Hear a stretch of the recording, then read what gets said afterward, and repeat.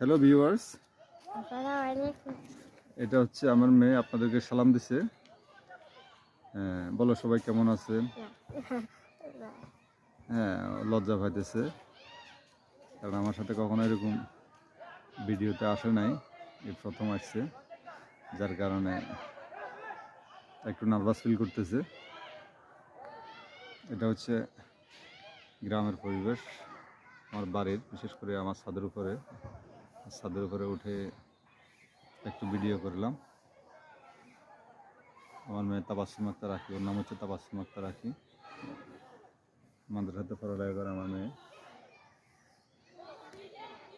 এদিকে আসো,